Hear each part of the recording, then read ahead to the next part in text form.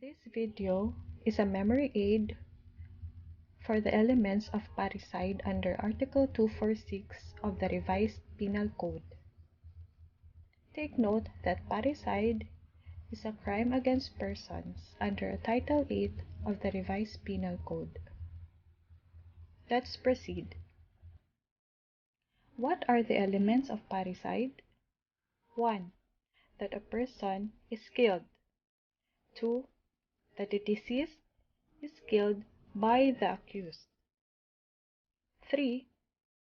That the deceased is the father, mother, or child who is not less than 3 days old, whether legitimate or illegitimate, or a legitimate other ascendant, or legitimate other descendant, or the legitimate spouse of the accused.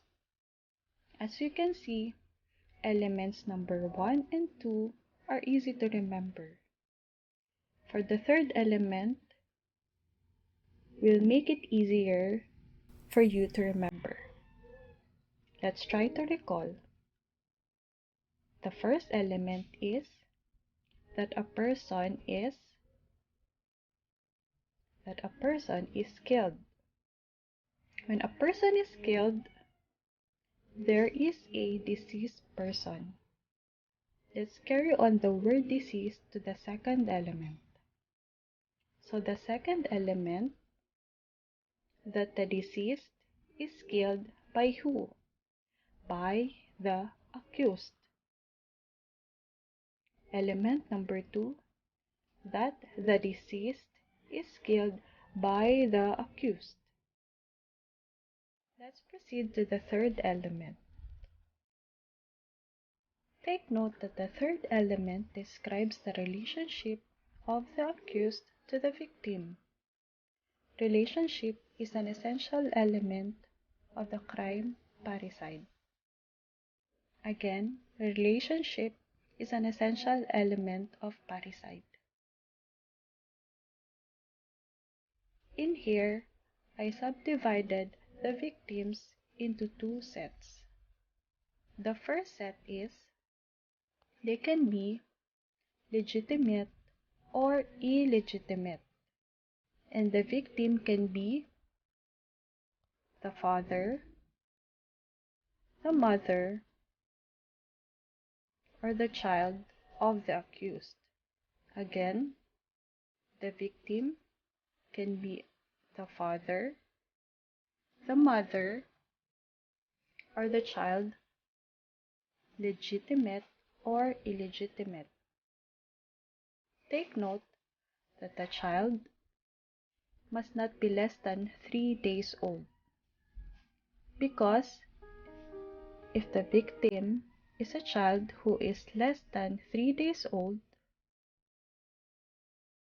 then the crime committed is infanticide. The second set of victims are only legitimate. This includes other ascendant, other descendant, and spouse. Again, other ascendant, other descendant, and spouse. Take note also that the legitimate other ascendant, the legitimate other descendant are under the direct bloodline, where the spouse must be legitimate. They can only be legitimate spouse if they are legally married. So again, the third element describes the relationship of the accused to the victim. They can be subdivided into 2 sets of victims. On your left side, you can see the legitimate or illegitimate, who is the father, the mother, or the child who is not less than 3 days old. And on the other side is the legitimate, other ascendant, other descendant, or spouse of the accused. Let's try to recall all the elements of parricide. 1. That a person is. 2. That the disease is killed. 3. That the disease is the whether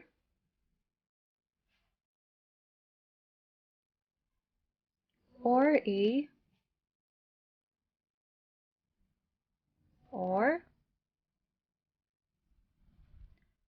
or the of the accused. So that's it. I hope this video was able to help you remember the elements of parricide.